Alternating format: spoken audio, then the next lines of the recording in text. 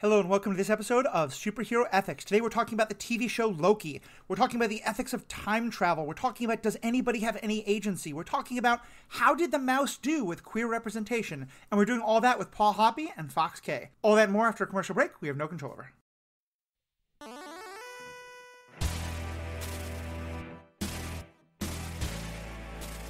Welcome back. My name is Matthew. I'm your host. So glad to be talking here about Loki with two great guests. First, Paul Hoppe. Paul, how are we doing tonight? Yeah, I'm good. A little bit sweaty because I got my fan turned off, but, you know. Yeah.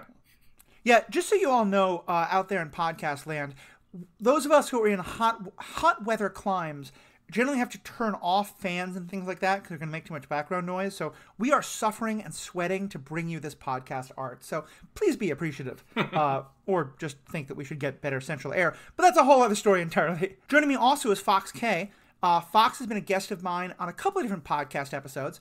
Fox and I also did a episode on not the ethics of Loki necessarily, but a lot of questions raised by Loki on a different podcast.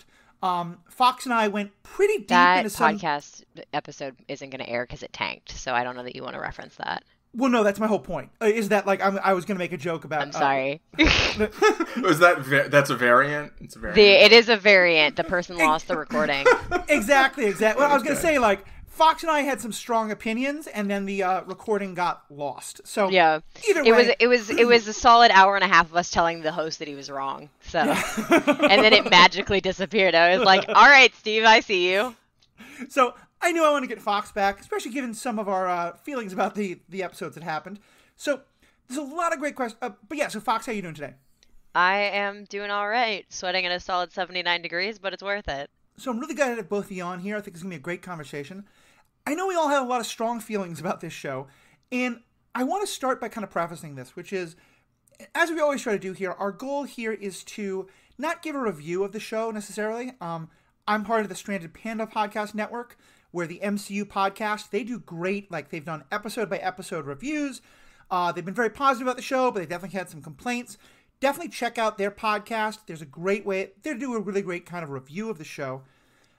Here, what we're trying to do is say, like, this show, like a lot of other things we love, or a lot of the shows in the universes we love, raise some great questions.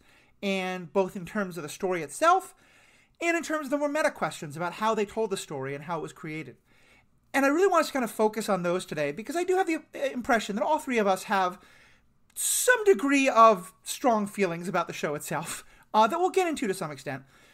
But I want to, and in some ways I'm a little sad that Ashley Coffin couldn't be with us. I know Ashley was a huge fan of this show, and I would have liked to have more of that perspective as well. But Ashley did write in some great comments that we'll be reading on the air here. But I also just kind of want to make clear, like, whether you love the show or didn't love the show, we're not here to tell you, like, if you should think the show is good or bad. We're just here to talk about, like, some of the issues and questions it raises.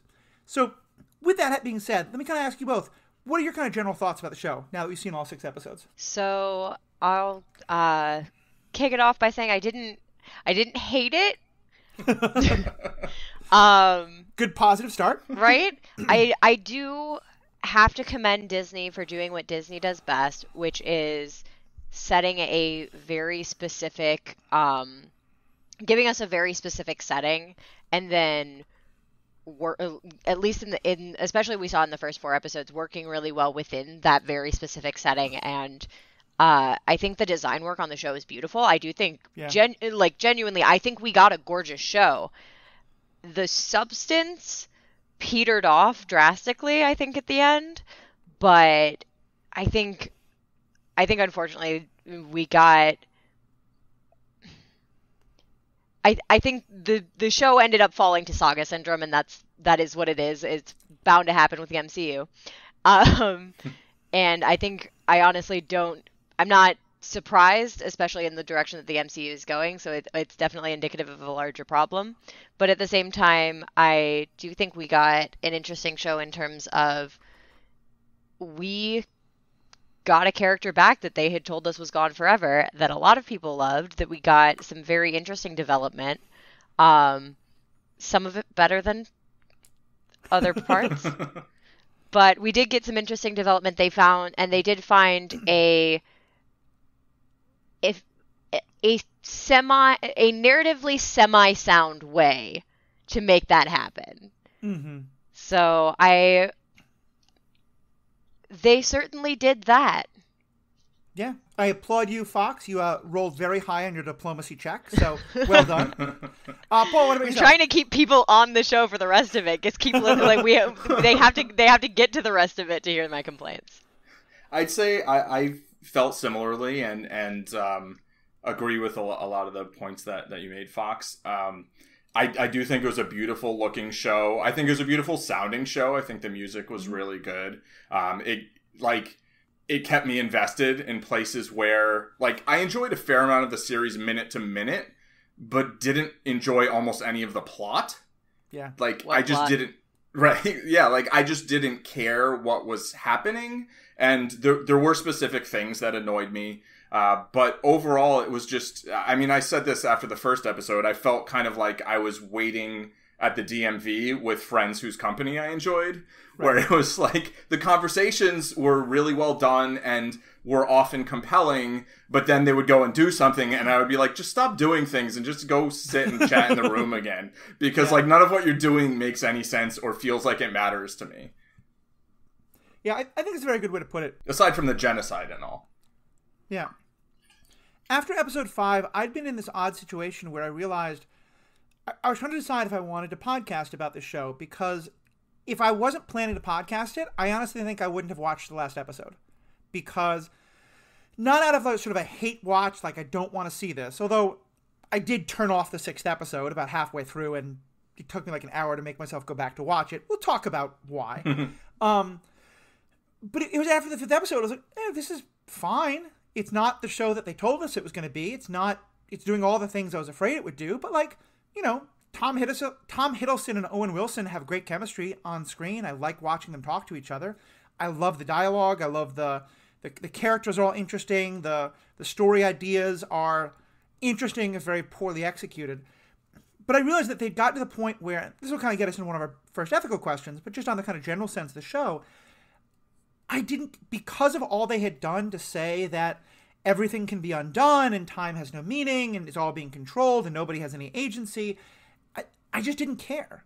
There was nothing about the story that made me think. There was nothing about the show that made me wonder what's going to happen in episode 6, because it all just felt so utterly meaningless. And again, I want to kind of honor, like, we have a particular perspective from the three of us. We were trying to get someone who has a very different perspective on the show, but didn't work out schedule-wise. And I know that a lot of folks really love this show, and I think that's awesome. For those of you who got what you wanted out of this show, that's great. And I know Ashley wrote in some good things about why she loved the show that Paul wants you to read in a second, but I'm going to want to just honor that, that like, I think one of my favorite things that Disney has done is the fact that they have taken 3 very different approaches to television shows in terms of WandaVision, Falcon, and now Loki. I think they very intentionally said, we don't want every person to love all 3 of these. They were okay with the idea that some people are going to really love one and maybe be okay with the other and maybe not like the third. And to me, that at least is a positive direction for this kind of stuff, because it's much less about, the movies often feel like, let's get down to the lowest common denominator, let's make sure we keep everybody happy. I like creatively if they're starting to say, like, we're just going to make some stories that some people are going to like and some people aren't, and this wasn't the story for me, but I'm not mad they made it given that. I'm mad about some parts, but we'll get to that in a second. Yeah, I feel like inclusivity doesn't necessarily mean everybody's going to like a thing. Yeah. I think often it can be having variety and having ideally something for everyone, right? But different things that are going to appeal to different people. I would like to read a couple of things that Ashley wrote, because they are very positive, right? So like maybe let's front load some of the positivity before we dig in on some things that listen, Fox said they didn't hate it. That's very true. positive. That's true. Didn't hate. So Ashley wrote this John about this John. That's some Philly talk, but I requested that we include that word in anything that was sent here to read on air. Anyway, so here's what she said. Okay, I'm at work, so there's probably a lot I'm going to miss, but I really loved this, John. I know people didn't like the pacing as much, but I felt like the faster we were moving, the less I had time to think if anything makes sense. I can totally relate to that for sure. Yeah. She also said, I loved the look and feel of the show. The music was unbelievable. Natalie Holt, yes, girl. And I mean, I really do think that the music really, like, it held my attention in a way. Mm-hmm. And, you know, she included elements of, like, theremin to, like, traditional Norwegian stuff.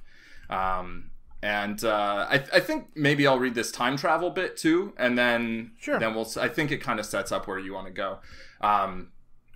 Let's see. I think after seeing the last episode, all the fast-paced stuff earlier was supposed to feel just like that. Then we get to Kang, they slow the pace down in favor of a thrilling conversation staging compared to the pacey action-packed events of episodes 4 and 5. The finale for me really brought home themes of trust and free will. I loved the last few minutes being filled with philosophy and palpable tension, and the fact that those few minutes of the show will be what has major consequences for the future moving forward. Yeah. See, that's interesting that she brings that up. Just for her to name the last few minutes specifically, because I have so much conflict about what happened in the last episode, because I felt genuinely, after watching it, I commented to my partner and I said I felt like I didn't just watch an hour of content. I feel like I watched a 20-minute conversation and then I guess some other stuff happened. Mm-hmm. And so it was one of those things that the conversation with Kang was absolutely, like, valuable. But for her to call, I wish she was here for me to ask her, but I feel like it's interesting because her commentary on the last couple minutes, which is the secondary Mobius conversation, and I felt that had no value. Because, like, obviously we saw Loki, like, looking at the Kang statue and being like, this is important. But really, when seeing that there's another Mobius variant in the TVA felt so, well, yeah, of course, to me, that I didn't get anything out of it. So I'd be that's honestly one of the first things that has made me think about how much of a different experience some people have had watching that show than I did. Yeah, I think it's fair, and I think we'll likely get some feedback from Ashley on this. So hopefully we can bring that back into a feedback episode or something like that. Call me back, Ashley. My number is. I do think that maybe she was talking about the last few minutes talking to Kang. Okay. As opposed to, like, the kind of closing scene. Okay. Yeah. I'm not certain, but I do think that feeling Ashley, of, call like, me back. My number is. That feeling of, like, having a very different experience of the show, because watching, particularly being part of, you know, the Stranded Panda group on Facebook and seeing people be like, oh my goodness, you know, Kang, right. And, like, having this, like, huge amount of excitement going towards, you know, the new Doctor Strange and the new Ant-Man and the Spider-Man, and I'm sort of like, I maybe want to watch, like, Shang-Chi and then, like, not really so much with the MCU, you know? Yeah. And it's just, I don't know, it's just, I guess depending on how interested you are in some of that, it's gonna land very differently. I think that's a good point. Let's just get into kind of the first big ethical question we wanted to talk about, which is all the questions around time travel and, like, what that sets up for agency and consequences and things like that. And I'll start actually with one more moment that's kind of what you're talking about, Paul, of having a different experience of things. I've always said, I was the person who went into this saying I generally don't like time travel, because often for me the problem with time travel is it can cause one of two problems. Either one, you set up the idea that nothing really has any consequences because you can always just kind of go back in time and fix it, or that nobody really has any agency, because if there is just kind of this one set timeline, you know, who's in control and what decides that? It explodes in all these logical loopholes and all sorts of things like that. For me, though, there was a particular moment in the show that really, for me, this was the moment where I really kind of got off the bus, both in terms of enjoying the show, but also in terms of feeling like I don't think I'm watching the same show that other people are, and it confuses me. And it was the end of episode 4. By the way, massive spoilers for Loki here. I think it's already been clear, but just in case you don't know. Because I was actually watching it live with a bunch of my friends on the Stranded Panda network. And, you know, 2/3 of the way through that episode, Mobius is pruned. And I burst out laughing because it was so obviously clear to me that of course he's not actually pruned, that everything we've learned is that none of this has any consequences. Everything can be undone. Time, wibbly wobbly. No one cares in the writing staff about consequences. And they're not going to get rid of Owen Wilson halfway through their own show. And then later on, Loki gets pruned. And once again, I don't think you're taking the title character out of your show 2/3 of the way into your show. If you are, it would be brilliant, and I kind of hoped they would. They didn't. I mean, they have other Lokis. They have Lokis to spare, so they could have gone that way. Hey, look, Loki is Sylvie's dead name, okay? So let's not use that name for Sylvie. Other thoughts on that, to be sure. Oh, yeah, no, yes. We got alligators and other sorts of Lokis as well, yes. Totally fair, true. I'm all in on classic Loki. There you go. Classic Loki was the real champion. Also, let's go back to the music for a moment. The moment when he can raised Asgard, that music deserves just its own moment. Yes, Yes. that was fantastic. Yeah. So just to finish my point, though, and then I hopped on a video chat with a bunch of awesome people, and again, I'm totally respecting their opinions. This is just how I saw it. I was so ready for all of us just to be laughing about how stupid and ridiculous that was. And watching people whose opinions like I really trust and respect being so shook, it just utterly baffled me, because I was like, how could there be any doubt that Mobius is not okay? Because it felt to me like the show had done so much to tell us that nothing has any consequences, you know, and that everything can be undone, and it's just going to be whatever the whim of the writer, or in theory Kang, or whatever it was.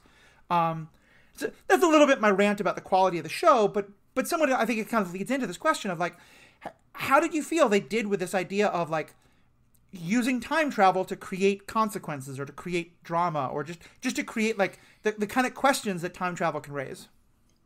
I think the interesting thing that we got, I have my complaints about Sylvie and Loki's relationship, but the one thing that I do like that it put to the forefront was the focus on basically even through time travel, you experience connection, and that there are still consequences for the actions that you make, that you are still their time travel for the most part.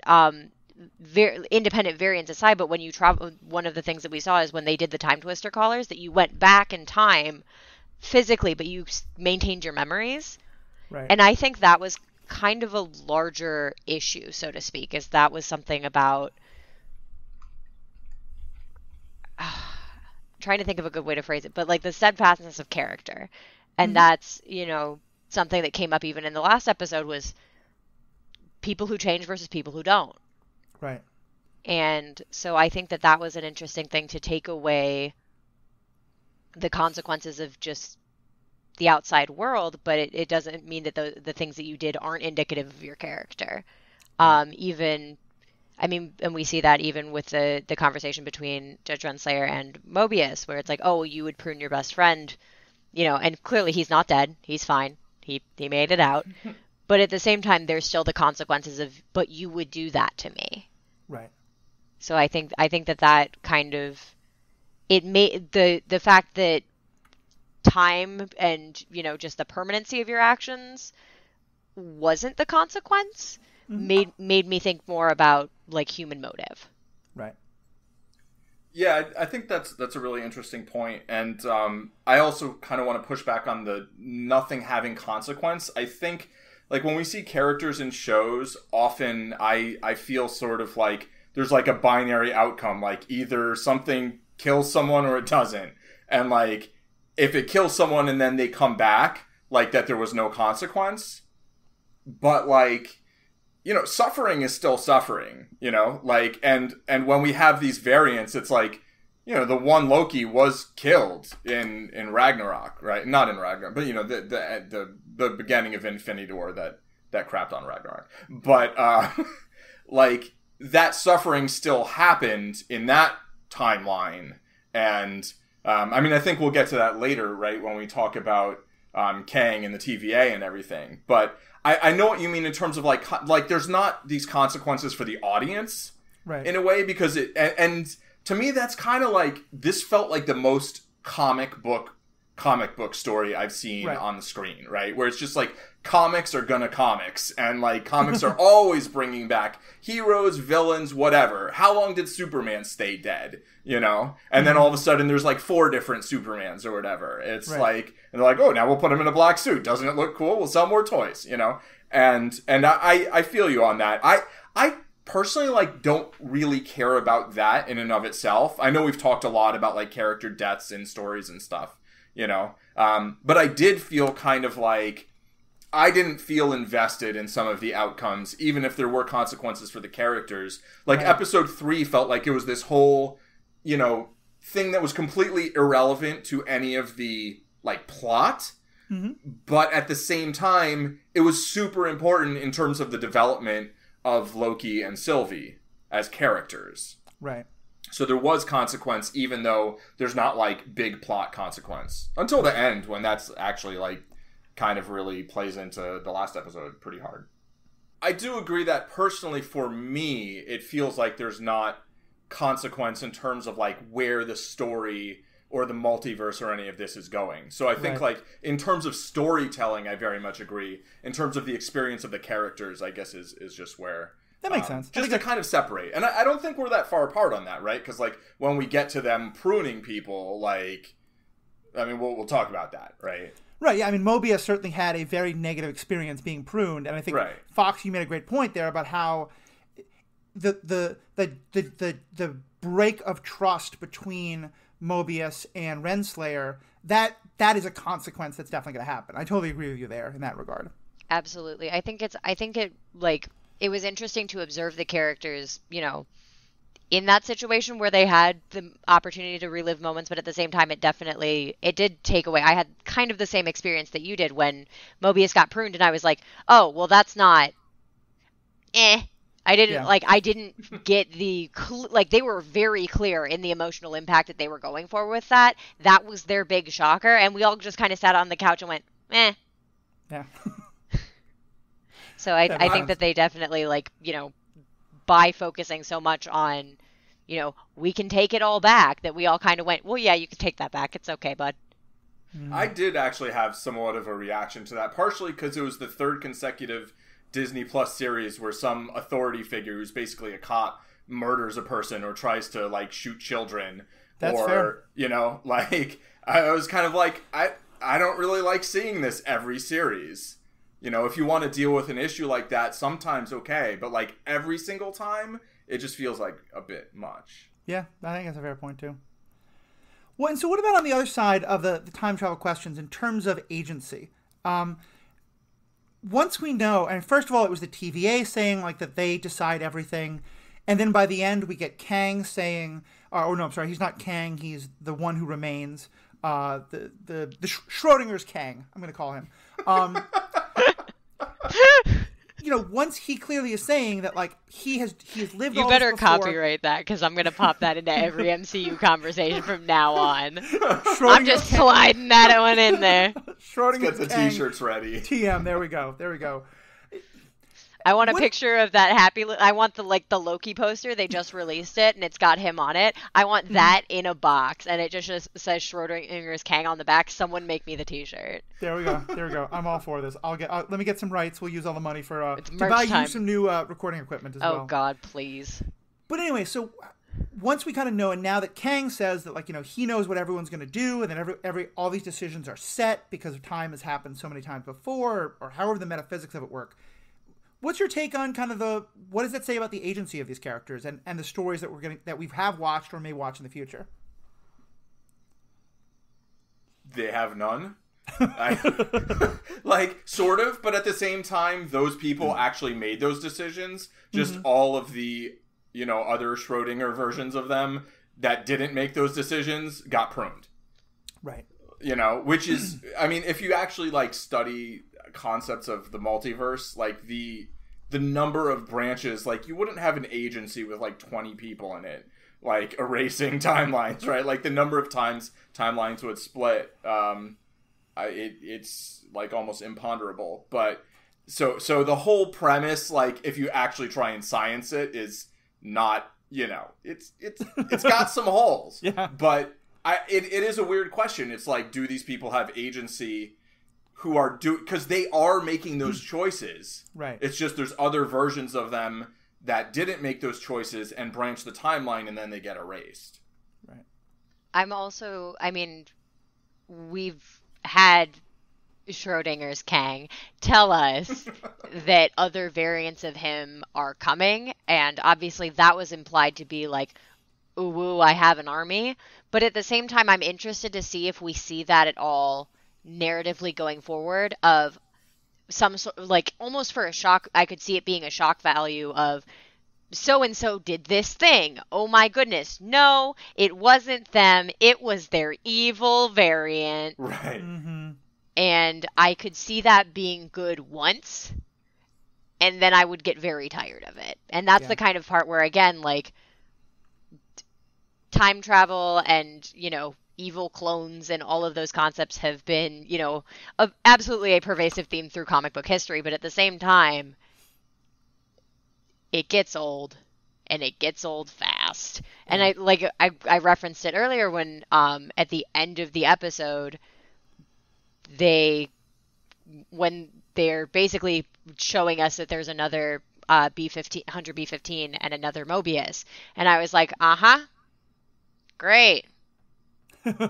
I don't care, because of course there's 1,000 variants of everybody. We all make, you know, the wrong sacred timeline decision. Right. Yeah, and I get that. And I think for me, I would hate it if they brought up this whole, like, you know, all bad things are just because of an evil variant. You know, I think that takes all the interesting thing about agency. And Paul, I hear what you're saying, that the character did make the choice. I think my issue with it is, maybe I'm misunderstanding this, although I don't think they went very deep on the metaphysics of it, is once you get into this idea that, like, one person has chosen that these decisions are the right ones and every other decision's the wrong one, and so we're only going to keep the future in which this person does the right one. Mm-hmm. Okay, well, we all think Steve Rogers is a hero because from the very beginning he jumped on that grenade in basic training. Does every variant of Steve do that? Or is it like maybe only 5% of them do that, but all the others got pruned, and so that's the only one that remains? Or maybe with Steve Rogers, it is 99.999% of him make that decision.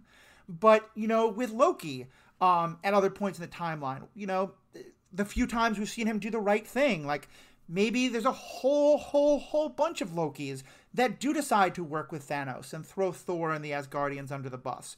But they all got pruned. Say again? Again, right? Because he did work with Thanos, right? Yes, again, for sure. I guess to me that's the thing. And like, it's not that it's going to ruin all these other movies for me. I'm very happy to just ignore this because I think the story is just dumb. I don't think time travel stories just don't make any sense to me. But it just feels like once you open that up, it feels like it's just so fundamental. In some ways, this feels kind of like the blip. Like Marvel's doing the blip all over again, where they introduced this thing that's going to fundamentally change everything in our society and open up so many questions, and they never really dove deep into it. They sort of did with Falcon, they sort of did with Spider-Man. I don't really think they addressed like just how fundamentally the society would change and all the questions that it would raise. To me, that kind of feels similar here. Like, multiverse sounds cool, time travel sounds cool, but once we know that this Kang, that He Who Remains, or whoever, or TVA, or whoever it is, has basically been deciding, like, okay, this is the right version of Loki. This is the right version of Captain Marvel, whatever it is, and every other ones we got rid of. To me, it fundamentally changes how I view the decisions that everybody's making. I absolutely agree. I think that they tried to kind of pose the question of true character, but they did it not only so late in the show, but so kind of like that I think is the one real thing that they hit on both consistently and clumsily when they got down to the heart of it, where it was like, well, this is your true character. You can't trust and I can't be trusted, I believe is the line. But at the same, just as much as that is something that, you know, was like, well, we're the same character, so this is our character trait. it is very much like this other person has effectively designed you. And of course, it's a little meta because comic books. But to say you are this character that we are supposed to feel for, that you are having this growth and making these decisions, that we care that Loki has gone through this thing where he does potentially trust another human being. But, oh, I allowed that to happen because that was the right decision. It takes away the agency and the impact. Mm-hmm. Yeah, I agree. I don't have too much to add. I just, it's like, yeah. Yeah. Okay. Sorry. Paul doesn't have too much to add. Take a drink every time he says that, and then doesn't say anything more. You'll stay sober for the rest of the night. Exactly. I mean, all I would say is that now I've completely forgotten what I was going to say that I wasn't going to say in the first place. So you could just cut this part. One drink. One drink. No, I'm going to say something anyway. But I guess I've totally forgotten it again. I don't know. Whatever. What were you talking about? All right, we're going to stick. The idea that, this is where you just segue into the next thing, right? About what is a variant, what makes someone a variant. Great segue there. So for both of you, how do you feel about this topic of variants? And now that we know that, each person can have like all these other versions of them out there that got pruned, but that they do exist to some extent or another. What's your kind of take on that approach to a character? Okay, I'm going to swing this around, I promise, but does everyone here remember when they first learned about the butterfly effect? Yes. I don't remember the moment. But you remember approximately. It was either the one dinosaur short story in school or it was something to that effect. The entire thing, there's a short story, right? They go back in time that somebody they say don't step off the path, you step on a butterfly, you come back and no one can speak proper, like no one speaks English, it's all some weird language because of the butterfly effect. That's the story. It is very simple, and that's why it's called the butterfly effect. Mm-hmm. But for me, this reminded me of when everyone first learns about butterfly effect and they sit there thinking about how much, oh my goodness, every little thing that I do in the entire world, every breath I take, every move I make, I'll be watching you. And and it's going to affect the lives of my future children in such a monumental way. And then you learn about multiverse theory and you say every single decision you make, you could have made another decision and it could have been this big thing. And Marvel took that and they boiled it down to as simple as they could possibly get it, and they said sometimes people make different decisions. And it's one of those things that, like, the multiverse theory is so complex, and certainly they couldn't spend the entire time talking about it. But they figured that everybody had a good enough general idea to then go forward. And what I think the interesting thing that they did is that they created, with these Nexus events, they said that not your variance isn't any decision you make, it's your big decisions. And I think that that's very interesting of what makes a big decision, because I think that some of I think about like my personal journey in my life, some of my big decisions haven't seemed that big until you look back and you go, wow, if that had never happened, then I would have never done this. I think that it would be very scary to have someone to do something you think is, okay, I'm gonna go to the beach, and then a space cop comes out and arrests you. So I think that what constitutes a big decision is a very interesting thing.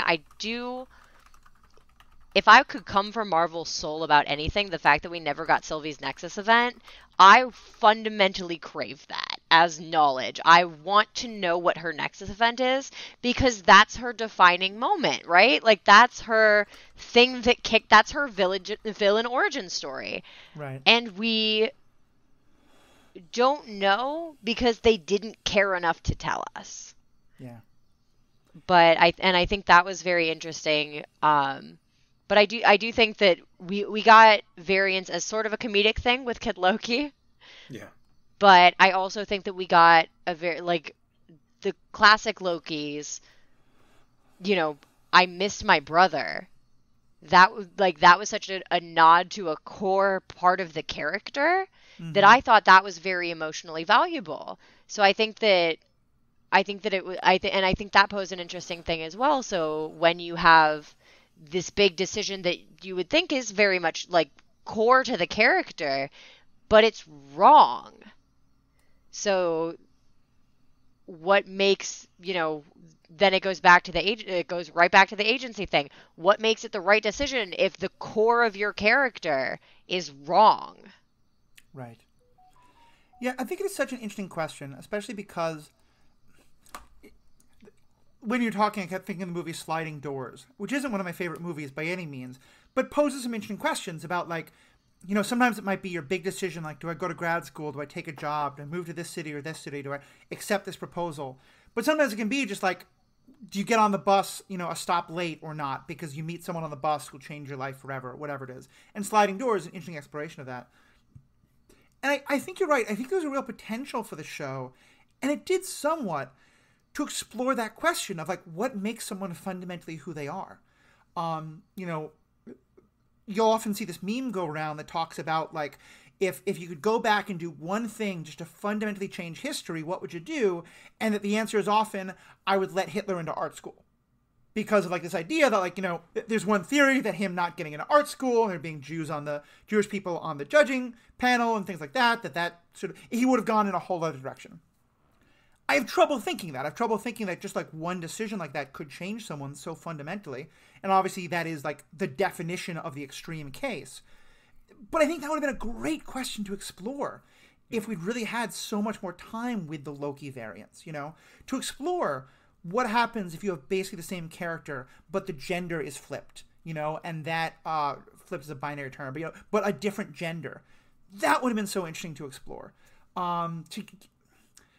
It's funny because it just kind of it's a frustration almost, because I think there could be so much great stuff to explore of, what makes one of these Lokis want to be the presidential person, and what makes one of them the one who did kill Thor, the one who does betray. Like, to me, I think you're really touching on something that could have been a phenomenal thing to explore, and maybe they will explore it in later season. I'd certainly be open to it if they did. I mean, I think, like, maybe Hitler could have just been an anti-Semitic artist instead Possible. Of, like, a dictator, Possible.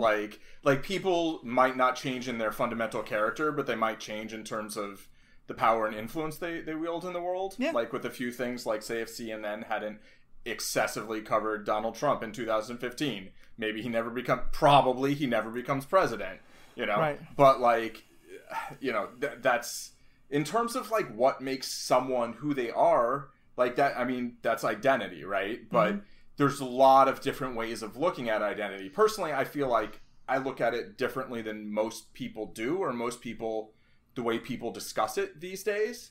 But I respect that other people look at it the way they do, and I think it's really up to someone what they think makes them who they are.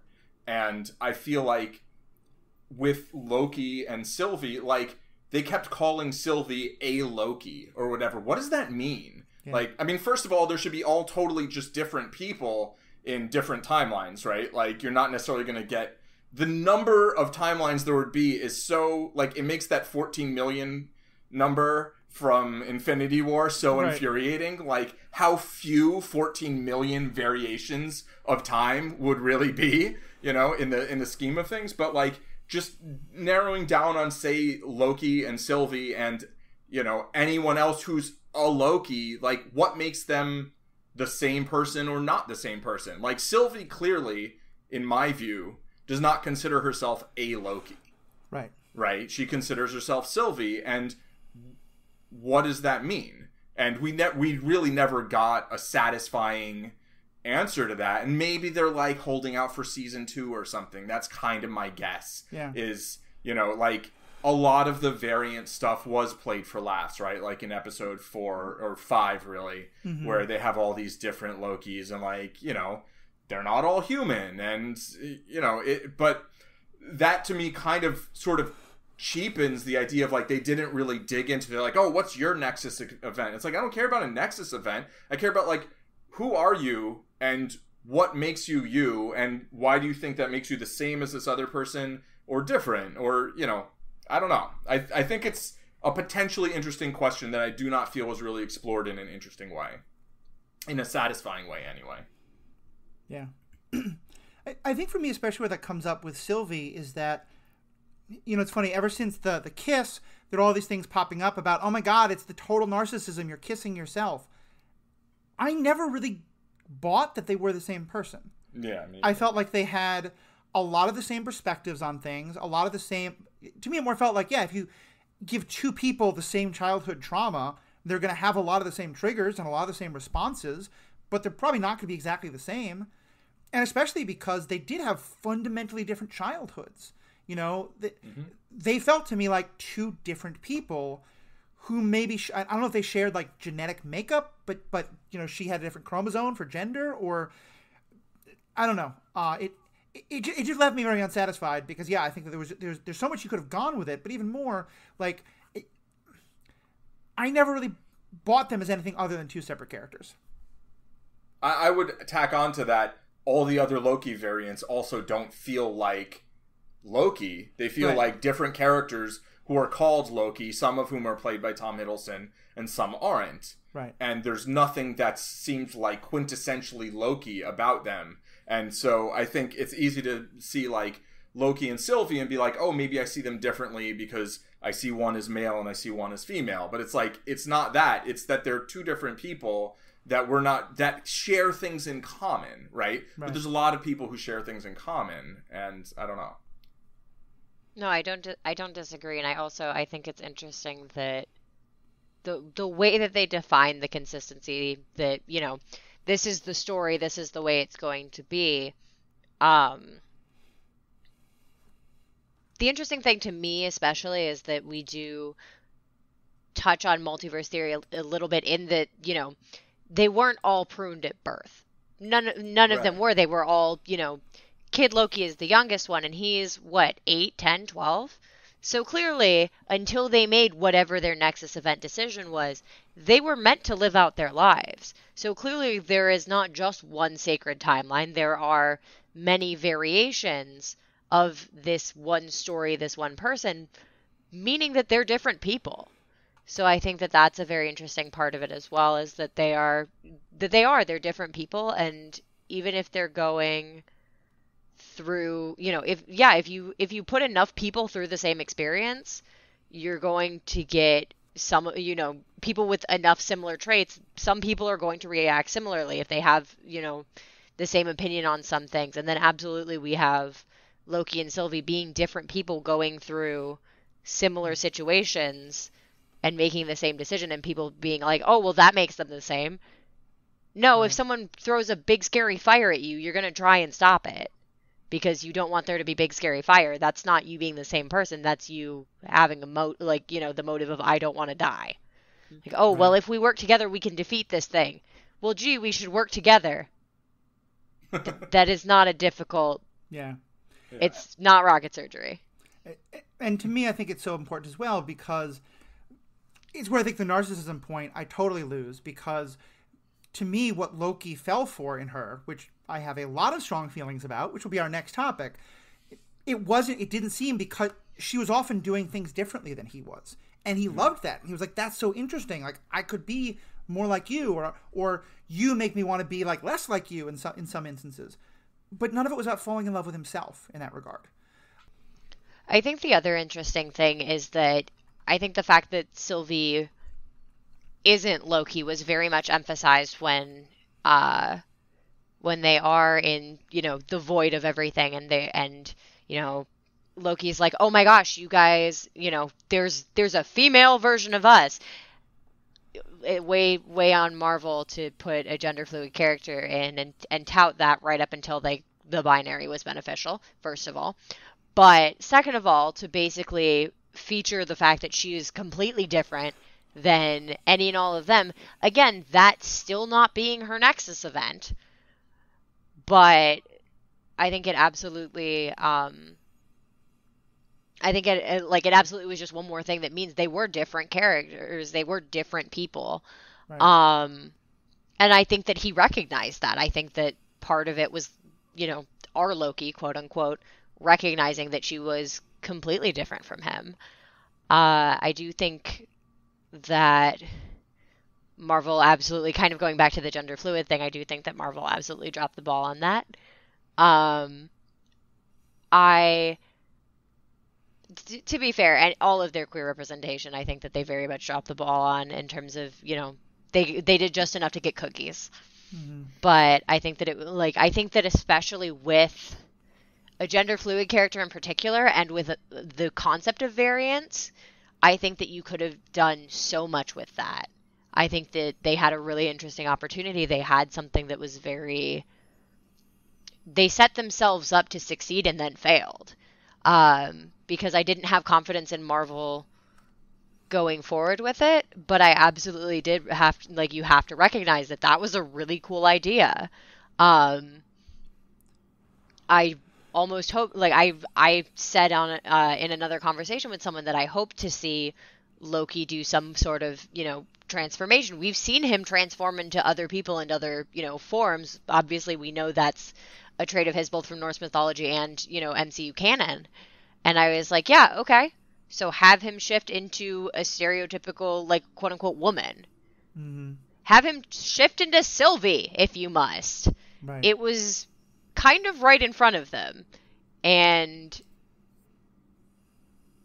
they put a lot of information into the first 4 episodes, and then by the time they slowed down, the couple of things that they had set up that would have really mattered to a lot of people,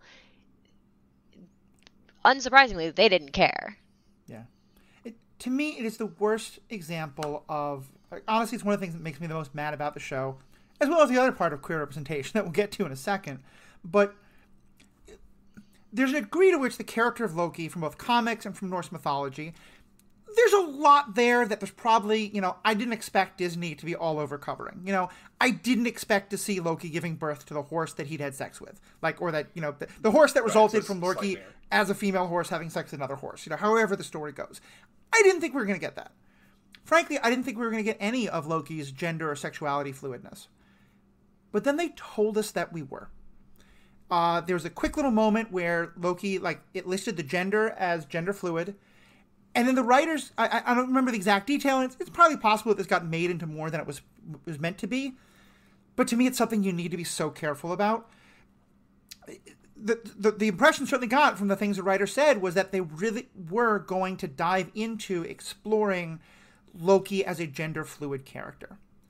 And to me, to set that up and to tell audiences that have been so hungry for representation that, yes, you're going to get to see yourself on screen in a way, and then not deliver, and as you said, kind of to miss all the low-hanging fruit that could have been gotten so easily, it's an outrage to me. It is so... It makes me so angry I don't have words. But it just feels like it's one thing to be cowards and not want to tell that story, but then don't make people think you're going to tell that story.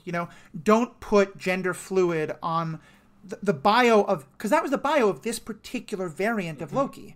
It wasn't saying that, all of Loki's throughout all of time are gender fluid. Because, I don't know, maybe all of the people who are Matthew Fox, maybe there's a version of me in some variant time universe in which the genetics were a little bit different or whatever. I'm being very clear, I'm not meaning to say that genetics are tied to gender in the slightest. But certainly the show seems to think that they are. We don't have any indication of Loki chose to have a male presentation or Sylvie chose to have a female presentation. None of that. There was so much they could have explored there. So yeah, to me that was just... I'm really glad you explained it that way because, it's not the only thing to talk about, but just from an ethics perspective especially, I think Marvel really dropped the ball here.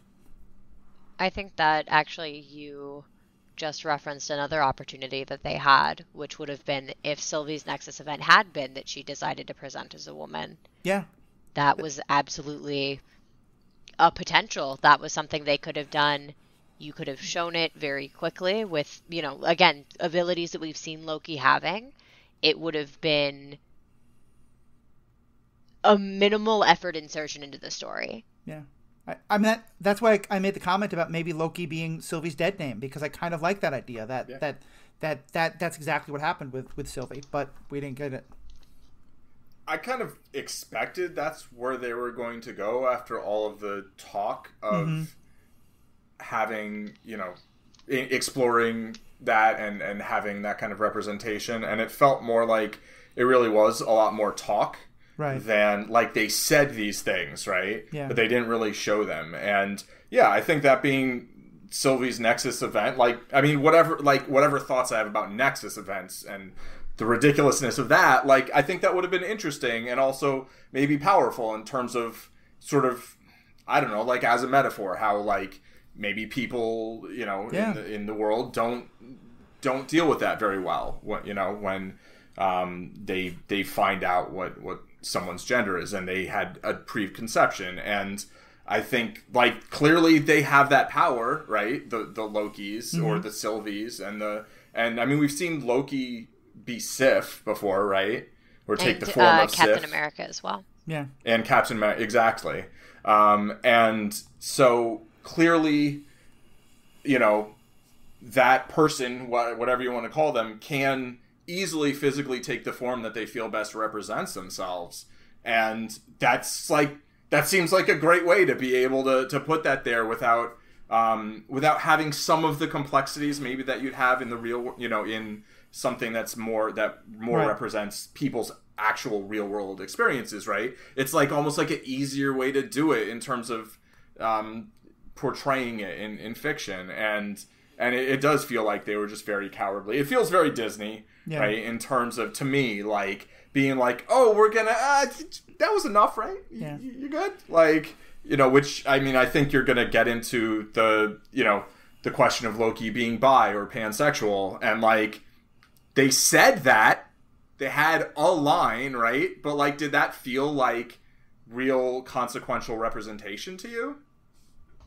No, absolutely not. I think that I 100% agree with you that it wasn't consequential representation, that they did just enough to get us to associate as queer people with the character and to latch onto that and say, oh, well, he's one of us, so we love him extra and we will give you all our money. Like, thank you, Daddy Disney.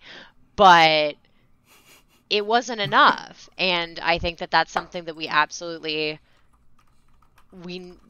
as we go forward to tell queer stories, that I think consequential queer stories, I think that's a very, you know, I like that phrasing a lot, to tell queer stories, not just, you know, whatever kinds of stories they are, that you can't take out the one line and make it palatable for people who don't want them to be queer. That people are queer in their whole lives. You know, I wake up and I'm queer, and I go to work and I'm queer, and I, you know, go to lunch and I'm queer, and I come home and I'm still queer. And that is a part of my life.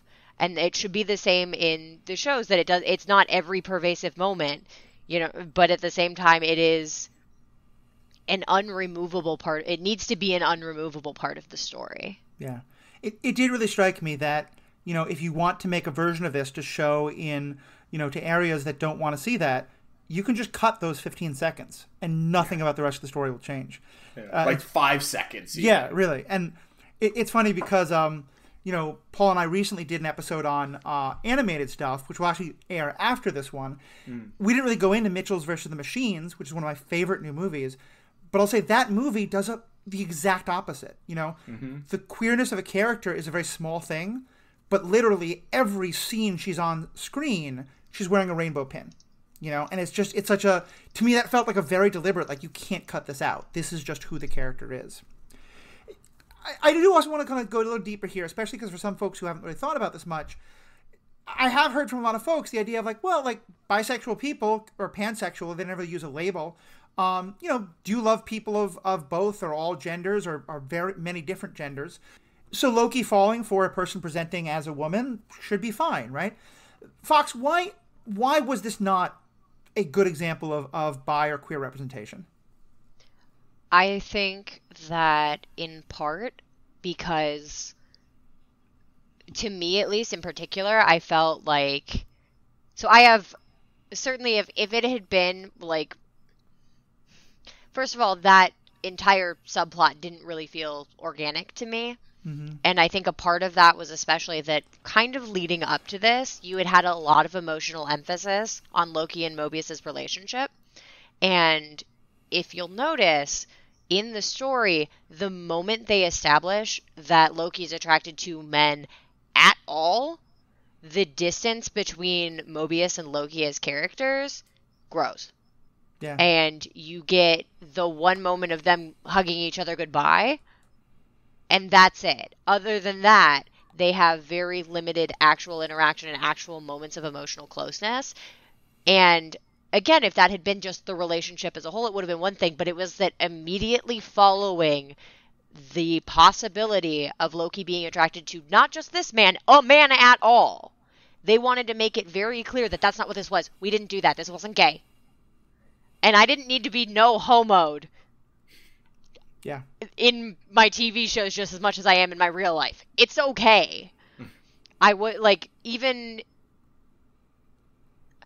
I would have been agreeable to a Mobius and Loki romance or relationship. I wasn't necessarily sitting there with a deep need for it, but at the same time, for them to so aggressively, like I said, no homo it, it made me uncomfortable almost in that way as a queer person who is attracted to multiple genders, literally in that way of someone saying like, oh, like it's that, oh, you like girls, you better not flirt with me. It was that feeling. It was that experiential disgust of, oh, well, you're attracted to people like me, so obviously you're attracted to me.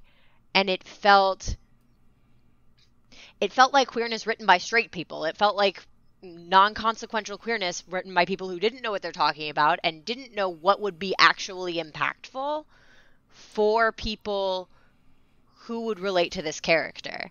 And then following that sour, going into the consideration of the Sylvie Loki situation with such a sour undertone, even if it had been what I don't believe it was I didn't like it very much and I didn't think it was super well written, but at the same time, even if it had been beautifully written, I still would have viewed it with a sourness because of that experience. I guess I have two questions. One, if it had been both, like if there had been some clear, like romantic interest between Loki and Mobius for a bit, and then there was between Loki and Sylvie, would that have played differently? I think for me, it very much would have, because this kind of building on what Fox was saying about the no homo, there is no need in the plot for Loki and Sylvie to have romantic feelings for each other.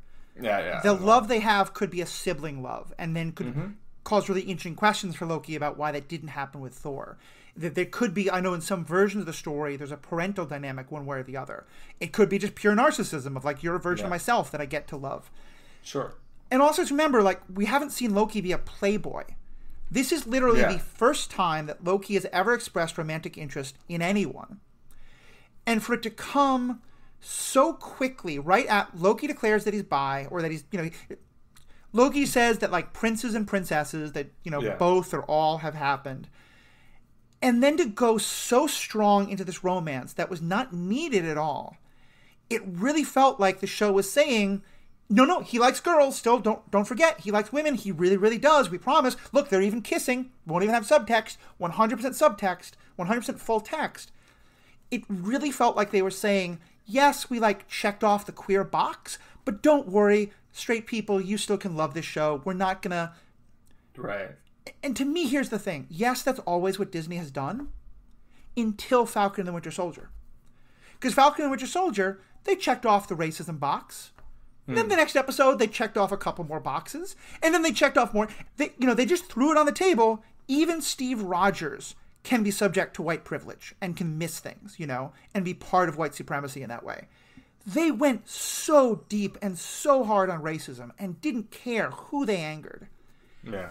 That for them to then be so cowardly about this show, it just... I think that was for me, and maybe I put too much on a Falcon, it was one more part of the false hope for me. But that's my take. What about Fox for you? Would that have changed it for you? So two things that I want to respond to. Paul, I want to respond to yours as well as I want to respond to what you said, Matthew. So, Paul, I think so. But again, honestly, it was so much Matthew made the point already kind of for me, where it was that they went, even if they had maintained the relationship platonically between Mobius and Loki at the same intensity as they had, and even if they hadn't gone romantic on it, I think I would have been more okay with it. I think it was the almost rejection that they went, that the final hug was really the only thing that we got. Yeah. And I feel like that, and it also then, because then it continued to me with, regardless of the Sylvie relationship, regardless of him being attracted to and interested in a woman, it also then kind of implied that men who are attracted to men cannot, again, that gross, like, you can't have friendships with the people you're attracted to. You can't have deep emotional connections with people. They had such an opportunity, as back when we were speaking on, kind of when I said that the show taking away the consequences of time and your actions, what it did was provide a character study. And I think that if we had just continued to explore emotional connection, I would have been more satisfied with that kind of story. Right. And then Matthew, with bringing up Falcon and the Winter Soldier addressing racism in a very well written way, and it was obviously a fantastic show.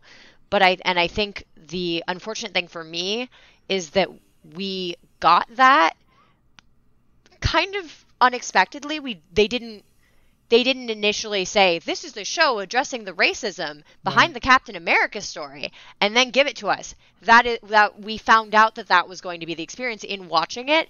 And again, it was beautifully done, but this felt worse because not only did they not address it well, but they told us they were going to. So instead of, having this experience and saying, well, we don't care, in addition to the fact that they have shown that they're willing to anger people to make an emotionally valuable point, they didn't do that here, and then said they would. Yeah. That they hung a carrot on a stick and said, look, doesn't it look good? Isn't queer representation so important? Oopsie, guess you don't get that. And I don't like being teased. Give me my fucking carrot. So it's like they underpromised and over-delivered in Winter Soldier and Falcon and Captain America, and overpromised and under-delivered in Loki, basically. I think it's a really good way of putting it. Absolutely. I mean, I'm just saying what you said. Yeah. Trying to make it was sound nice, snappy. Clean phrasing. Thank you for writing the thesis of my paper, Paul. I'm a copy editor at heart, so. There you go. Well, we could go so deep on this, and I will say a lot of other great queer creators on TikTok, on articles and stuff like that, have really been writing great things about why this show was such a disappointment, really such a betrayal, and I would really recommend people check some of those out. But let's go into one of the main areas that Sylvie and Loki disagree on. Do you kill Schrödinger's Kang? Team Sylvie or Team Loki? What are we on? Oh, Sylvie all the way. Yeah? Why for you do you kill Kang? I mean, because he's an autocrat who genocides entire, universes. Like, I just think if you have the opportunity to kill a dictator who is massacring people, like, you just do it. Mm-hmm. If you can, like, take away their bending, then I prefer that, But we're not all in Avatar. And, like, that line where Kang or Immortus or He Who Remains is like, we're all villains here. I'm like, but are you all villains? Like, is Sylvie really a villain? I feel like there's a scale of villainy, buddy, and you're probably the top of it. Yeah. You're like, at the the top. Genocide is pretty bad. Yeah. Loki's not that far behind, having tried to genocide all the Frost Giants. And, like, behind, I mean, not universes, but, like, worlds. Mm-hmm.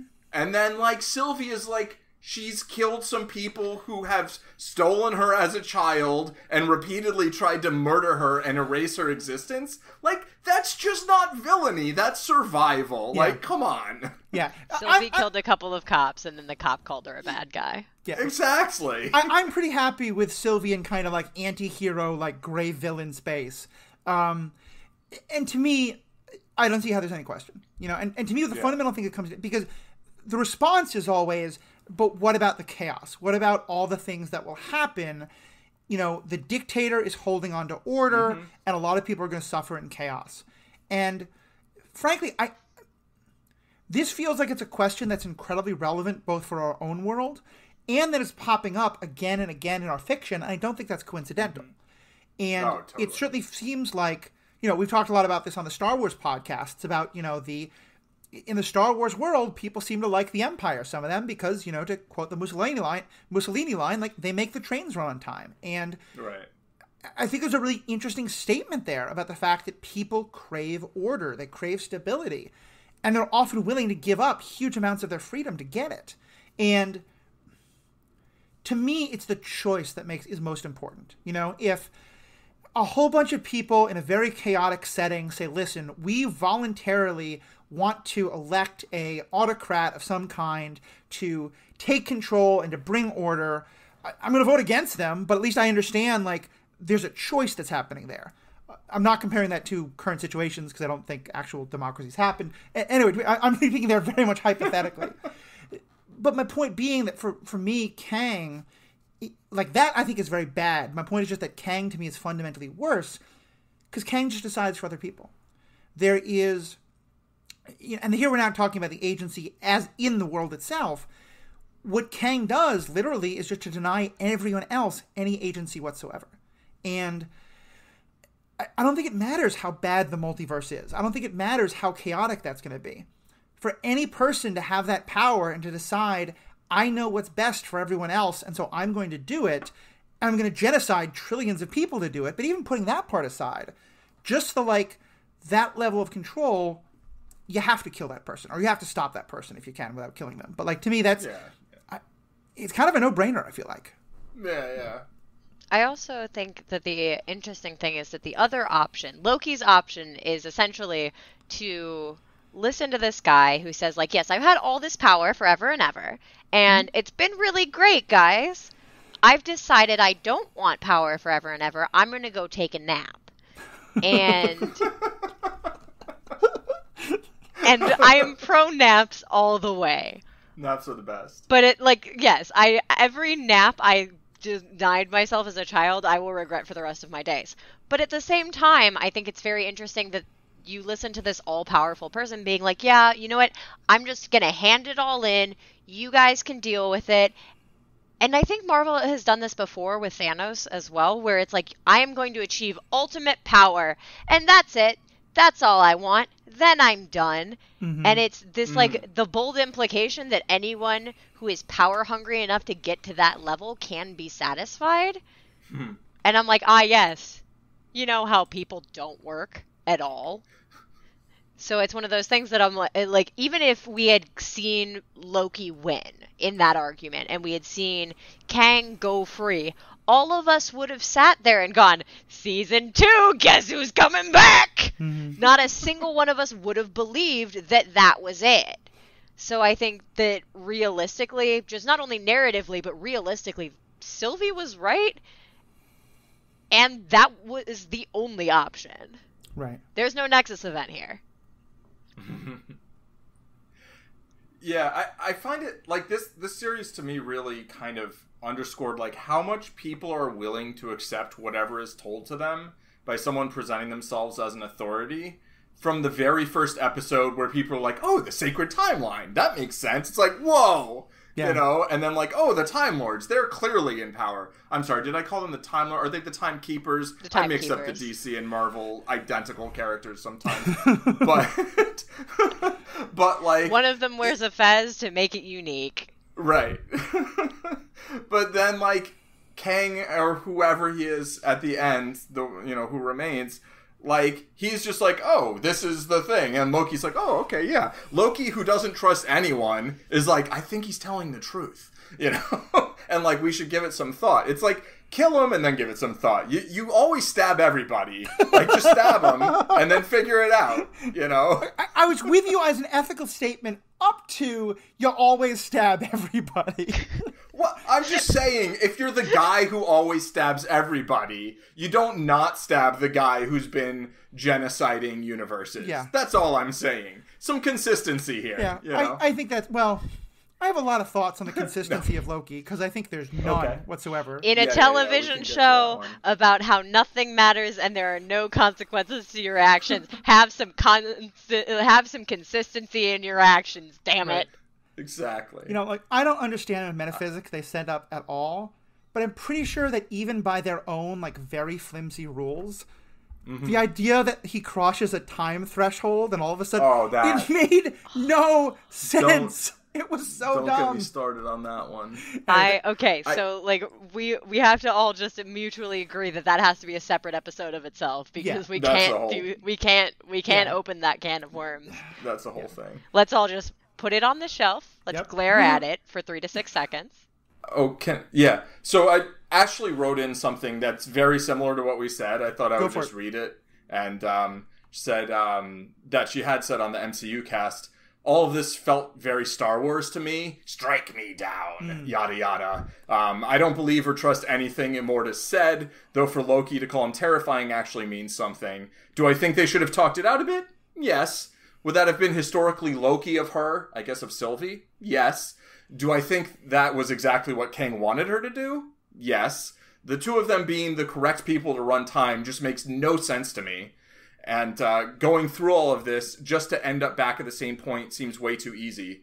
Either way, I cannot see where we are. Either way, I cannot wait to see where we are going with all this. So that's back to the original thing. Wait, somewhere she said that I think they should kill him, right? Yeah, I think she was pro death. I feel like Kang. Yeah. Anyway, I'm pretty sure that's what was in there, but I don't see it now. Yeah. So I don't know. The interesting thing, the timekeepers have changed it. The interesting thing to me as well is that I think for me, the only thing that I got out of like there being romantic anything between Sylvie and Loki is that I do think that kind of with the like there's no reason they should run time, I genuinely, in my opinion, when I was viewing that, I took that as him just trying to get someone on his side. I literally just took that as, well, the two of you can be together forever. And then it was supposed to hurt a little extra that Sylvie didn't want that. And I think we saw that a little bit. But again, I wasn't emotionally invested enough in their relationship. So when she betrayed him, I was like, same. Yeah. Yeah. And we made sort of a comment about the believability. For me, if we had more time, I'd want to dive a lot deeper into the character of Loki, because it's, to me, like, the other reason why the Sylvie story felt so forced is I just didn't buy it in the slightest. Like, it didn't make any sense to me that he would make that dramatic a turn. And maybe we have time, we can get into that, but kind of putting a pin in that. One thing else we've talked about, like, Loki in different genders and things like that. And I wish we could also talk about, like, different race gender Loki, but that was completely unmentioned. But we'd also get Loki, like, outside of Homo sapiens sapien, like Loki as a non-human. Paul, as someone who has strong feelings about animal representation and things. How'd you feel about Loki as an alligator? Like, I liked the idea that was a thing, but I'd say I feel kind of similarly to what, you've both been saying about queer representation, where it's like, they were like, oh, see? Like, an alligator can be an important character in the world. And then, like, he's basically just hanging out and gets thrown at someone. Like, can an alligator go attack someone on their own? Like, do they need someone to throw them? Does he need to get help? Like, and they weren't even doing get help, really, Yeah. But, and, like, people have made jokes about that and, like, how they kind of enjoy that. And there's a lot of jokes about it. But it's like, it feels to me like sort of, I don't know. I like characters with non-human. I like fiction with non-human characters. Yeah. Who are people, who have personalities and are characters that matter. And I did not feel like Alligator Loki was a character who mattered. Mm-hmm. Just like, Black Loki wasn't, like, he was there, but, like, that was just kind of, they're like, yeah, why not? We'll just do this. Right. And it felt to me like they were kind of hand-wavy, sort of representing, like, oh, yeah, you don't have to be human to matter. And for the whole time, I was like, why are all of these people so human in, like, the TVA? Oh, yeah. It makes sense once you understand that, it's Kang, and Kang, I guess, is human from the 31st century. it seems, right? So now I'm like, okay, so the sort of pro-human bias in the TVA actually makes sense within the story, and so I'm like, okay with that. But until then, I was sort of like, this is odd. But yeah, that just felt like something that was potentially interesting, but then was very disappointing. Yeah. You know what it had the energy of to me is when, like, and this is kind of like, people do this as a joke, but when it's like, oh, if we were frogs, would you sit on a lily pad together with me? Like, it's that sort of like, it's cutesy as a concept, but there's nothing behind it. You know what I mean? Right. There's no actual value to it. It's, that is to pose the conversation of, if we were in a different situation, would we still have connection? Alligator Loki was a joke twice, and that it was funny, I guess. Yeah. And I think it's important to know, like, I'm not a comic book fan. I don't think any of us are, like, hardcore comics readers. A lot of these things were Easter eggs for the comic book fans. Mm-hmm. It felt like this show had a lot more of those, and especially with Kang, but also some of the Alligator Loki stuff. A lot of the other shows I felt like did a very good job of having an Easter egg, but that if you didn't get the Easter egg, you still didn't miss anything.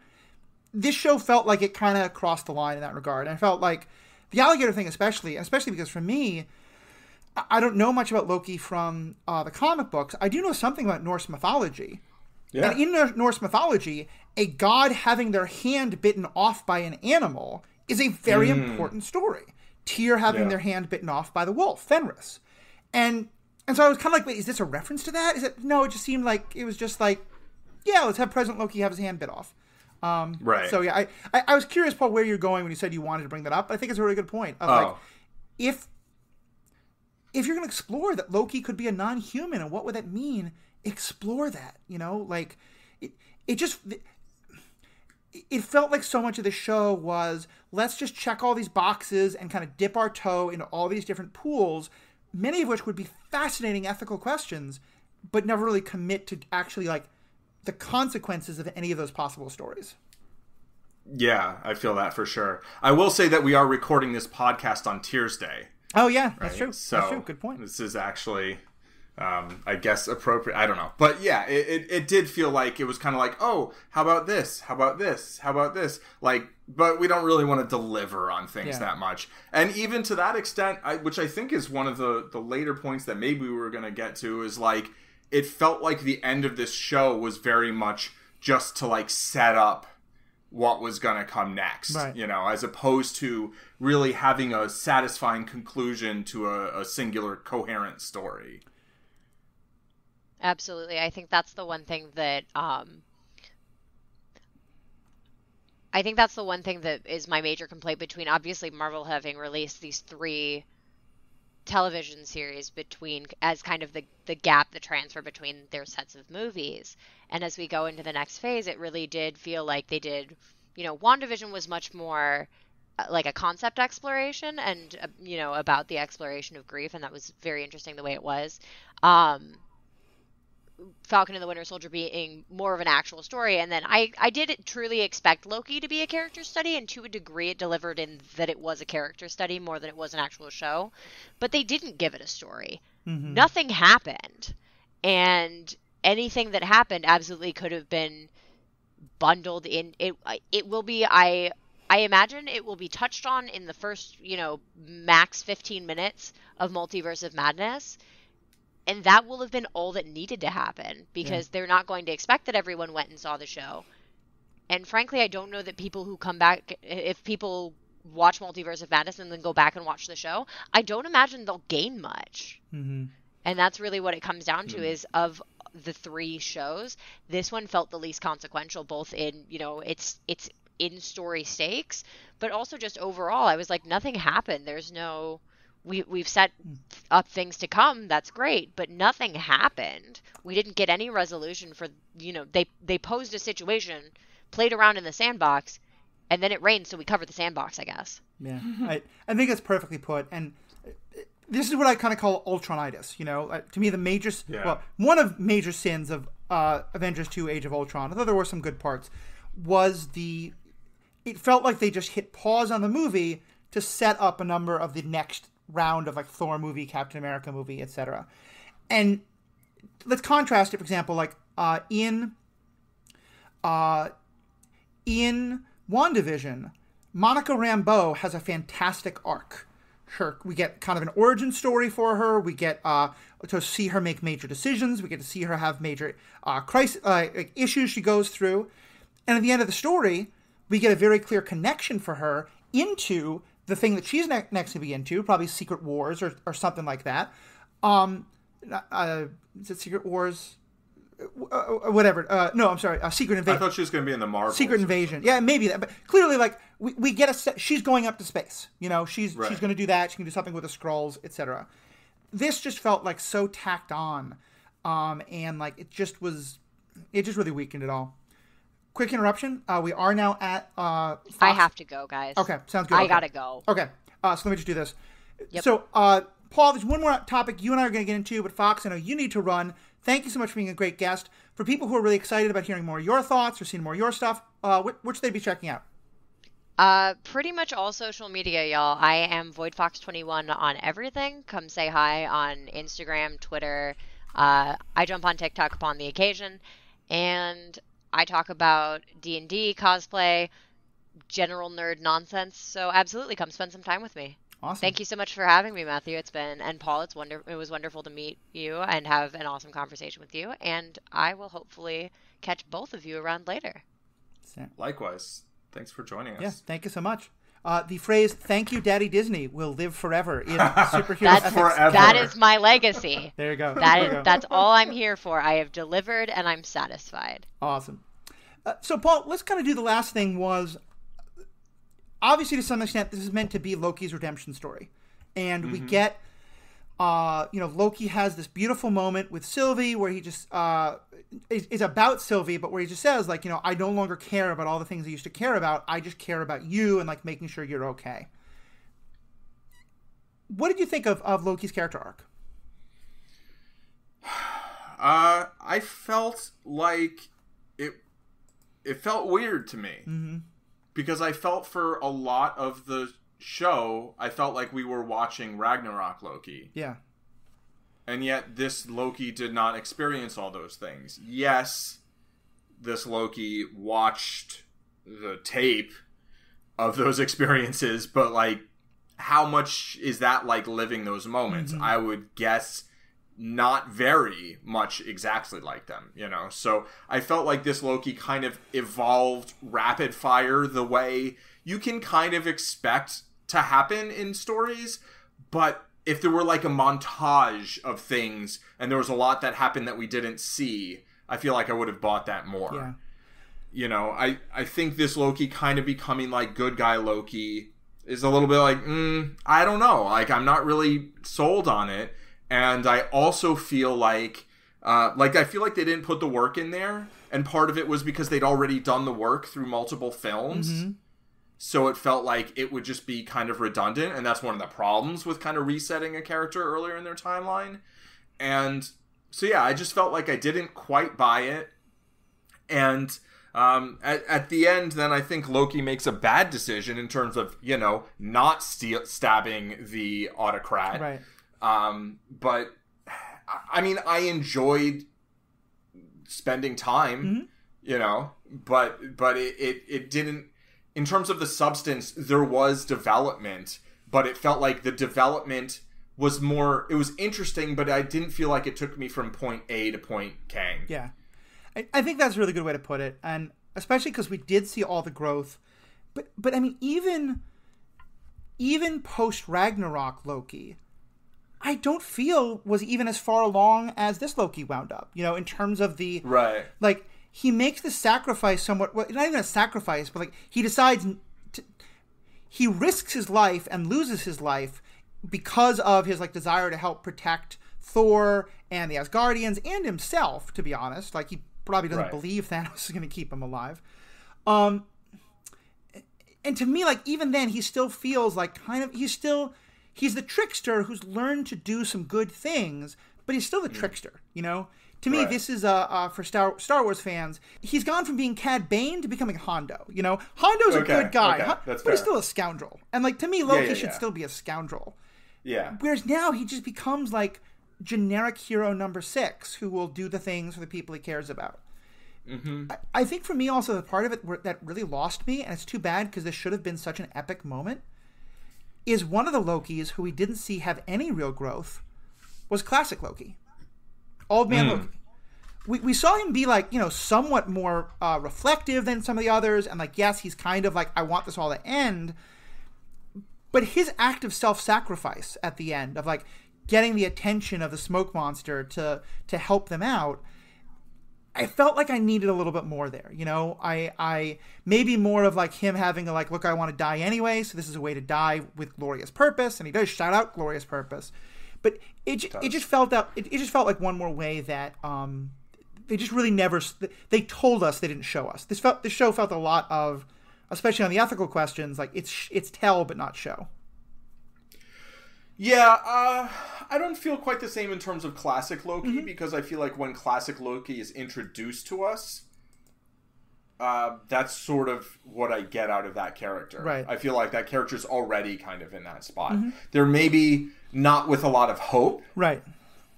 But I do feel like they are, once given that hope by Sylvie and 2012 Loki or TVA Loki or whatever, I think that made sense to me. I bought that. That's fair. Although it's like, oh, you killed off the old dude. Okay. Yeah. Like, that one again, that feels very Star Wars to me. Well, too. yeah.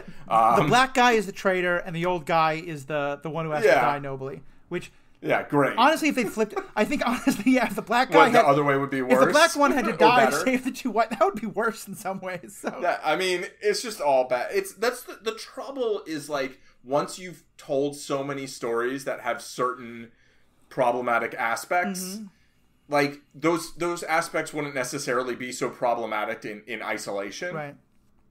But once it's like, once a third Netflix show kills off its old wise black dude, it's like you're like, okay, like we're definitely doing a thing there. Yeah. To me, the one thing that could have saved it is because I think I never really thought about this until you were talking about it. We have variants all over the place. We have Lokis running around talking to other Lokis. What if Loki got to meet post Ragnarok Loki? That could have been an interesting way to have. If you basically wanted to have Loki have all the emotional growth that Ragnarok Loki did, you're right, watching some things on a screen, but I think maybe connecting with that other Loki, or even like Sylvie telling him about, what if Sylvie and Sylvie's timeline had gone through Well, no, that wouldn't happen because she got pruned way earlier, but time is too hard I don't even know. Yeah. One other thing I'll say is shows and movies based on villains are way too often set up as those villains being against other bigger villains. And thus they're cast as heroes. Yeah. And, like, just give me a show where a villain gets to be a villain. And, like, let's do it, Like, that was actually the Harley Quinn show, which you recommended. And I watched the first season and mostly enjoyed it. I have some thoughts. I've always got some thoughts. But...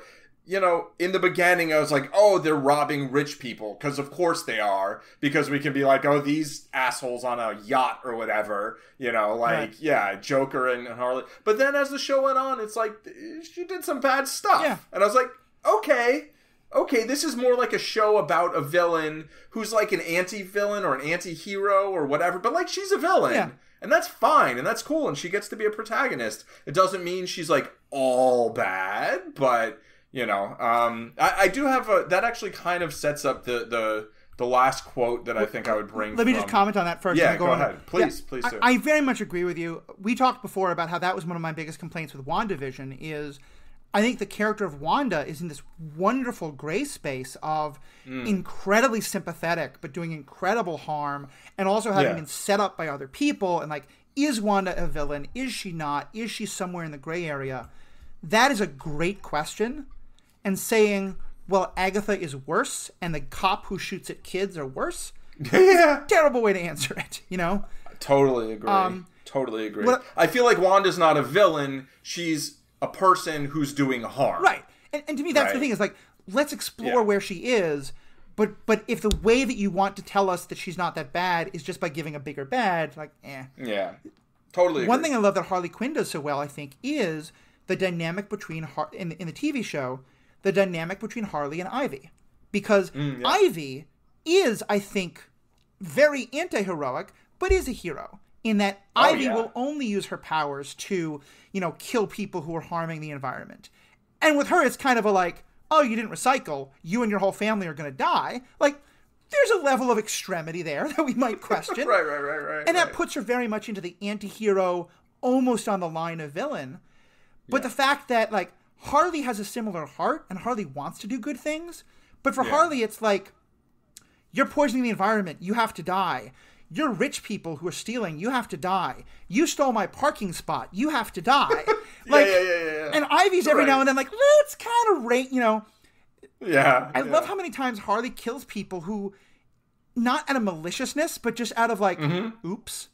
And like, Like, she's just homicidal and sociopathic, basically. And the dynamic between the two of them is so good to explore in terms of villain stuff. So with that, let's go to the Harley Quinn of the Stranded Panda Network. What does Ashley have to say? Very good. Nice transition. On redemption. Mostly on redemption. The show had the charm and cheeky demeanor from Loki that we're used to, but it did feel like a different Loki. By the end, we do have that version of the caring Loki we had in Ragnarok, because I feel like we were supposed to see that no matter what. Maybe that's sort of an idea about the identity of Loki, what makes Loki Loki, I don't know. Our Loki is not inherently bad. It's just a representation of what a child with a complex grows up to be, and feeling like you've gone too far or made too many mistakes for forgiveness, so you double down on the evil side you think everyone expects from you. The first half had a lot of character building, and I think the second half of the season did a good job showcasing a grand sense of scale of everything that is really going on up in this John. Yeah. What's your take on Ashley's point there? So like there's a line from Loki, no one bad is truly bad and no one good is truly good. And like I just think bad and good are subjective terms, and like I don't totally agree with the sentiment, but it's somewhat in the spirit of truth. Like I would say more like everybody does some harm, and everybody does some things. Most people do things everybody does some things that help some people, right? And, people have different levels of compassion and, whatever else. But, I do feel like we did end up with, that kind of Ragnarok Loki. And as you said, even further along. And I think that's fair. I think that's like at the very end where, I think Loki he's not trying to protect the genocide. He's basically saying like, well, is the other thing worse?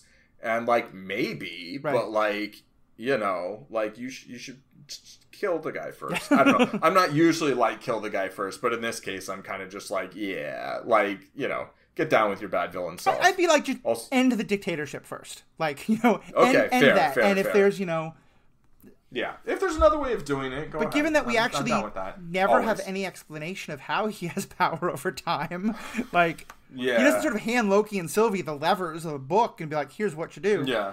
But, I think that's a very good point. And Ashley, I think, makes a very interesting case here. And I wish Ashley was here to respond to for us to debate with. Yeah. But honestly, I think if I go back and listen to my discussions with Ashley about Kylo Ren, it's pretty much the same conversation, because I think, to me, Kylo Ren and Loki in their redemption arcs feel very, very similar in that in both cases, I agree with Ashley that I think there's a fascinating thing to be said there about, like, is someone just purely evil, or is this a person who, had this incredibly traumatic childhood, had all these terrible things happen to them, has been, like Mobius kind of talked about, all the ways in which Loki has been kind of like raised to be this force. And I think that would have been so, like, what does it mean to be a god of mischief? Like, your job is to screw up and to screw with things. Like, so why do people get mad at you for that? Like, there's so much good stuff to explore there. But with both Kylo Ren and with Loki, I feel like there's a real danger of saying, well, we got to hear their very sympathetic story, so they're not villains. But all these other people are clearly villains. When I often think, I don't know if the difference is that Loki and Kylo Ren have a sympathetic story and everyone else does, or just that Loki and Kylo Ren we got to hear their story and we didn't get to hear the others. Also, that Loki and Kylo Ren are very nice to look at in a way that not every villain is. I thought that's where you were going to go with it. I think that's a smaller part, but I do think that's a part of it. I definitely have heard... I remember there was a discussion about this before the show came out, and people were talking about, like, should, Loki become a hero in this? Should he still the villain? And someone wrote in, no one as pretty as Tom Hiddleston can ever be a true villain. And it got, like, 20 likes. That's a thing out there. I do not co-sign that. And I think there's nothing gendered about that to me. That happens with all characters of all genders and stuff like that. Sure. But he's definitely a thief because he stole my heart. I don't know. That's the quote. I do think that perhaps the people who question whether Harley Quinn is really a villain and the people who find Harley Quinn incredibly attractive, there's probably a strong Venn diagram there too, Sure. She's a much beloved character. She's a very much, shipped character. And she's a character, therefore, people want to be able to root for. Yeah. So I think that's about all I kind of wanted to get into. Paul, is there any kind of last comments you wanted to bring up? No, I actually just wanted to mention on one sentence that Ashley said that I actually really, I think I was thinking something like this or saying something like this recently, but I liked how she expresses it. The, like, feeling like you've gone too far or made too many mistakes and, like, are either not worthy of forgiveness or not going to be able to earn forgiveness, and thus kind of doubling down on the evil side or on the, it's kind of like, going all in on, like, well, once people see me this way, I think I was making the point with regard to, like, supporters of certain political movements or whatever, where it's like, well, I've already gone this far, and kind of feeling like there's not a way back. And I guess this Loki, it feels like doesn't have that anymore. Like it seemed like there was, and then there wasn't, I feel like I just watched a little bit of the end of Thor, the first one, and it feels like that's part of sort of what's going on with Loki, and I like at the very end where, Thor is like trying to save Loki and then he's like trying to tell Odin, like, no, like I could have done this thing that actually old school Odin was really into, like genociding peoples or conquering them or whatever. And then Odin's like, no, Loki. And it's like, no, you should be like, it's okay, Loki. You don't have to do that. I love you, whatever. But he's just like, no, Loki. And Loki's like, all right, I'll just fall into the abyss then. And he feels like there's no way back. I mean, in some ways, it's one more reason why I'm so sad that the Loki-Morpheus relationship kind of got dropped in favor of Loki-Sylvie. Because, like, everything we're talking about right now is basically a treatise on... is basically an analysis of the whole question of restorative justice versus retributive justice, in terms of, like... Because if you tell someone, like, yes, you were bad, you're going to be punished because you were so bad...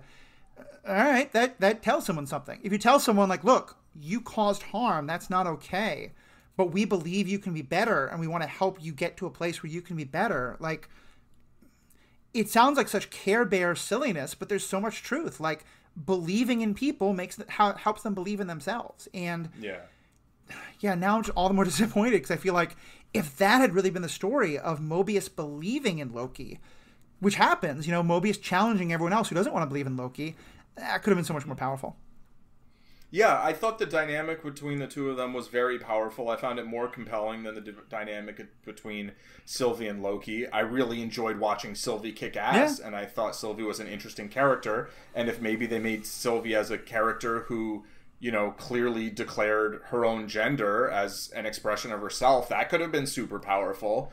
But, like, instead they decide to go into the Loki-Sylvie, romantic dynamic and then kind of kick Mobius to the curb. And, like, it felt like a show to me that, like, I wasn't super interested in the first place, but then it did come up with a bunch of things that were potentially very compelling. And to me it feels like it was a little bit misbilled, and it kind of underdelivered. On a lot of things that could have been very special to a lot of people. I think that's a very good way to put it. I think it's a good place to close as well. So, Paul, you're obviously creating a lot of content on Twitch and YouTube. Tell people where they can find you. Yeah, I've got Zen Madman on Twitch. I stream almost every day, usually 10 a.m. Pacific, and sometimes like 2 p.m. in the afternoon Pacific. I'm also Zen Madman on Twitter, and I have a Zen Madman poker channel, and I'll start making some other content perhaps sooner or later, but for now, mostly on this podcast and Star Wars Universe podcast, which I recently hosted an entire episode. Yeah, Paul stepped up to the plate in a great way. I was on vacation for a couple days. I did not want to have to figure out I was in the Upper Peninsula of Michigan. I did not want to have to figure out finding a place that had strong enough wireless to be able to record, let alone just taking the time out of my vacation. And Paul was able to step up. That was awesome. Thank you so much. Check out Paul's Twitch and YouTube. They're great. They're both very entertaining. If you want to learn about poker, it's a lot of fun, but also just, I think it's fun to watch. You'll often hear me in there trying to ask questions, sometimes trolling, sometimes intentionally trolling. And I'm also going to sometimes be a guest on Paul's Twitch. Paul's often a guest on mine, as he's kind of mentoring me with poker. And of course, you can check out all of my podcasts and other creations at theethicalpanda.com. That's where I do the Star Wars podcast, as well as this podcast. And all of these are part of the Stranded Panda podcast network. Definitely check those all out, strandedpanda.com. The MCU cast did great analysis of Loki. But yeah, so definitely check out strandedpanda.com as well. They do great content on Loki. If you want to hear people be a little more positive about Loki than we were, although they do get in some critical points as well. Great content there also about Fast and the Furious movies, but anything that geeks are talking about, they're probably covering it there. So thank you everybody so much for being a part of this, and have a great day. Something clever. This way comes